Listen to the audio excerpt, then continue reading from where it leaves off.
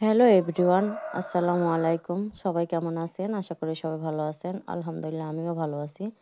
তো অনেক রাত্রে 3:30টার সময় দেখি মুরগি ডাকে। তো মুরগি ডাকে বারবার শুনতে গেছি যে মুরগির কি হলো? গিয়ে দেখি যে মুরগির অবস্থাটা অন্য মুরগিরা একদম খারাপ করে দিছে। ওর ঘাড় থেকে একদম চামড়া যতটুকু আছে ওইটুকু পুরোটা তুলে নিছে। মানে ঠুকরাইতে ওর ঘাড়ের মানে চামড়া দেখেন কি অবস্থা করছে। তো ওর অবস্থা খুব খারাপ। এই মুরগিটার গ্রোথ অনেক ভালো। ওর অসুখও ধরছিল, ও সুস্থও হয়ে গেছে আল্লাহর রহমতে। এর ওপর আবারও ধকল। আর আপনারা কিছু মনে করবেন না, আমার এই মোরগটা সবসময় ডাকে। দিন-রাত ২৪ ঘন্টা এরকম ডাকতেই থাকে।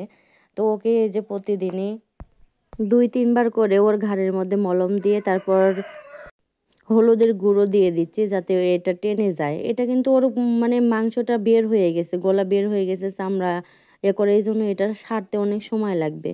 তো এই যে ১ম এ আমি মলম দিয়েছি, তারপরে হলুদ দিয়ে দিয়েছি। আসলে ১ম দিন মলমটা দেই নাই। যদি ১ম দিন মলমটা দিতাম তাহলে মনে হয় যে একটু কমে যাইত।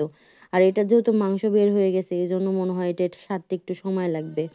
তো এই যে প্রত্যেক দিনই এই ২ বার করে দিয়ে দিচ্ছি। মানে ওর এইটার যন্ত্রণায় ও মনে হচ্ছে যে খুব ব্যথায় ওর শরীরে জ্বরও চলে আসছে। তারপরেও ওকে আমি একটু মানে ৪ ভাগের ১ ভাগ নাপা দিয়ে দিচ্ছি। কারণ ওর শরীরে যেই পরিমাণ জ্বর, মানুষের শরীরে যেরকম জ্বর আসলে বোঝা যায় ওর এরকম জ্বর বোঝা যাচ্ছে। আজকে ৩ দিন ধরে ওর গলাটার এই অবস্থা। এজন্য ওদের সাথে রাখতেছি না, ওকে আলাদা করে দিছি যাতে ও আবার না ঠোকরায়। কারণ ওকে যদি এদের সাথে রাখি আবার ওইখানে হলুদ দেখলে কি ওখানে কাঁটা দেখলে এরা আবার ঠোকরাবে। তো এদের কি স্বভাব এটা জানি না। ওরা কেন ঠোকরাঠুকরি করতেছে। একজন আরেকজনকে ঠুকরায় এভাবে যদি ছিঁড়ে খায় ওরা নিজেরাই তাইলে কেমনে হবে? তো এইজন্য ওকে আলাদা করে রাখছি এদের থেকে। এরা এত দুষ্টু হয়ে গেছে যে একজন একজনকে ঠুকরাচ্ছে, হিংসা করতেছে। ওরা কেন হিংসা করতেছে? ওরা এই যে দেখছে এজন্য ভয় পায়। এখনো ওরা ভয় পায়। রেগুলার ওদের খাবার দিচ্ছি, যত্ন করতেছি, তারপরেও ভয় পায়।